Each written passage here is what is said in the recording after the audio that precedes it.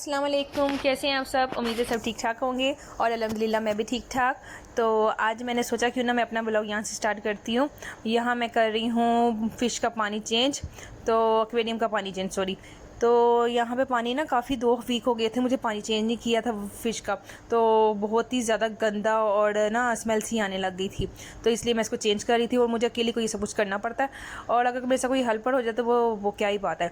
तो यहाँ मैंने क्या किया, सबसे पहले पाइप को इसके अंदर डाला और दूसरा जो सिरा था उसको मैंने नलके के साथ लगा दिया और वहाँ से ओपन कर दिया। तो जब पानी जब इसके अंदर एंटर होने लग पाता है, साथ ही उस पाइप को मैं निकाल लेती हूँ, नलके से उतार देती हूँ और उसको नीचे रख देती हूँ, वो फिर पानी निकलना शुरू हो जाता है सारा। तो जितना गंदा पानी होता है वो सारा निकल जाता है। फिर जैसे ही पानी निकलता है और फिश को तो लगता है कि हमारा पानी ऊपर से ख़त्म होने लग गया, तो वो थोड़े से ना उछलने लग जाती हैं। तो फिर मैं जल्दी से पीछे जाके पाइप लगा देती हूँ और फिर नया पानी इसके अंदर ऐड कर देती हूँ। तो इसी तरह बेचना चलता रहता है, काफ़ी देर लग जाती है, बहुत मेहनत करनी पड़ती है मुझे इसके लिए। ये है कि बच्चे मेरी हेल्प कर देते हैं, वरना अकेले से ही काम नहीं हो सकता।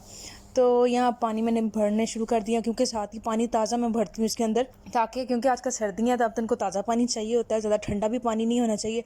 और जैसे ज़्यादा सर्दी आ जाएगी तो इनके लिए हीटर ऑन कर दिया जाएगा और फ़िल्टर ऑन कर देते हैं ताकि इनको ऑक्सीजन मिलती रहे।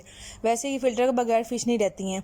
माशाल्लाह हमारी 12 मछलियाँ थी, सबका एक एक जोड़ा था, ब्लैक का भी था, वाइट का भी था, और जो गोल्डन वाली फ़िश हैं वो भी 2-3 थी फ़िशें, और इसके अलावा वाइट वाली वो फ़िश थी उसकी भी 2-3 थी। तो माशाल्लाह इतनी कम हो गई हैं, आई थिंक 5 रह गई हैं फ़िश इसके अंदर, और बाकी छोटी छोटी हैं वो भी आई थिंक 5 फ़िश हैं, वो भी 10 थी। लेकिन जब नया नया आया था तो फिर एकदम आहिस्ता आहिस्ता ना मरना शुरू हो गई थी, शायद जब जगह बदलती है तो शायद ऐसे होता है। खैर शुक्र अल्लाह का अब ठीक है सब भी। तो इनको मेडिसिन भी दी जाती है मंथ में एक बार। और आज मैं करने वाली हूँ फेशियल, अपने लिए टाइम थोड़ा सा निकाला है, क्योंकि कभी कभी अपने लिए भी टाइम निकालना चाहिए। तो सबसे पहले मैं करूँगी थ्रेडिंग वगैरह थोड़ी सी, और नीट कर लूँगी, अपर लिप्स कर लूँगी जो मैं खुद ही कर लेती हूँ।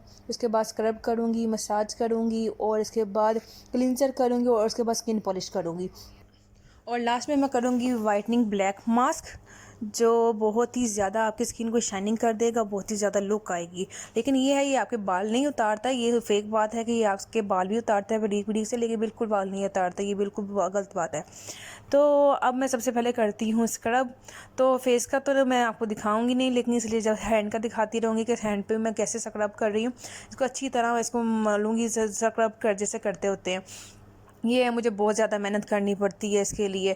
ये है, आप मंथ में एक बार ज़रूर खुद कर सकते हैं, इससे तो बाजू थक जाती हैं, क्योंकि आपने खुद ही करना होता है। अगर कोई दूसरा बंदा कर रहा हो तो फिर तो इसकी इतनी थकावट नहीं होती।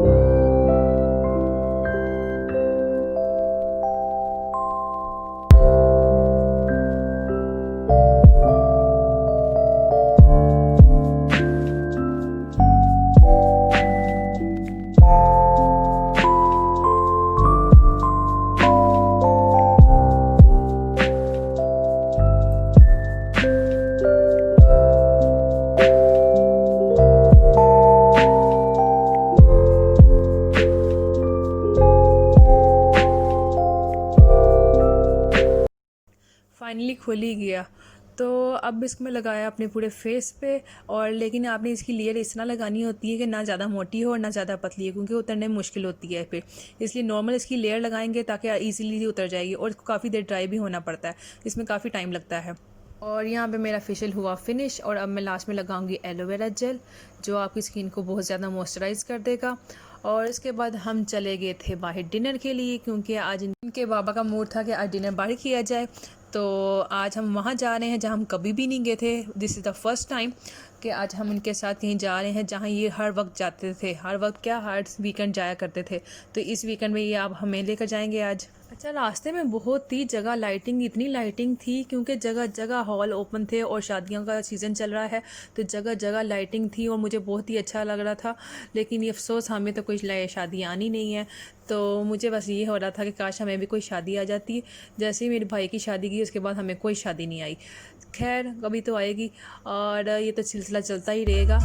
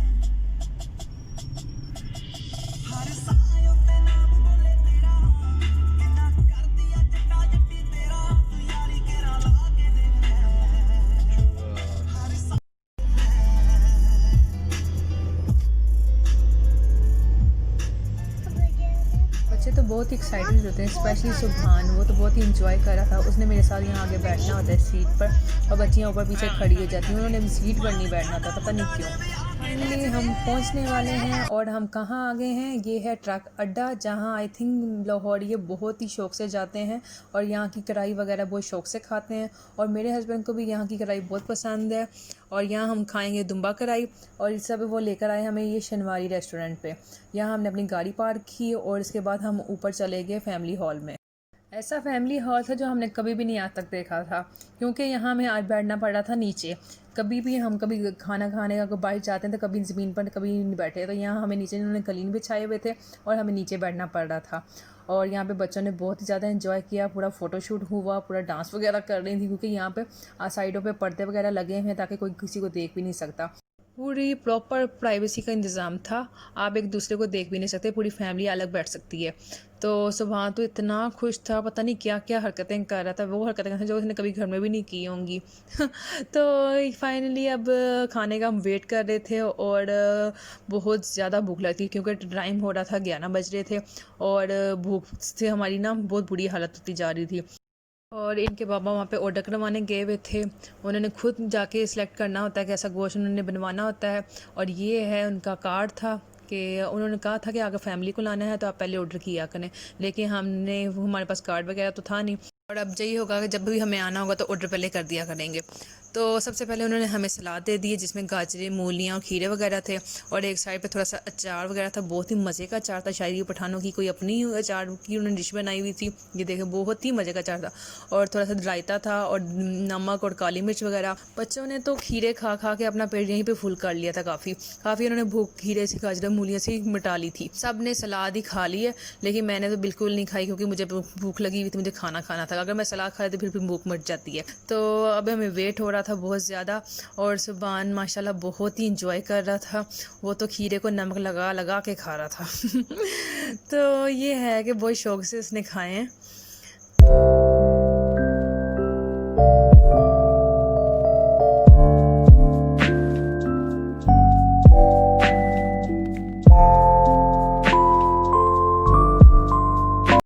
थैंक गॉड खाना आ गया फाइनली। और कढ़ाई तो बहुत ही ज़बरदस्त लग रही थी, स्पेशल टमाटरों की बनाई गई थी। लेकिन रोटियां ऐसी लग रही थी जैसे किसी मुल्क के नक्शा होता है, तो पता नहीं क्यों इसकी ऐसी शेप थी।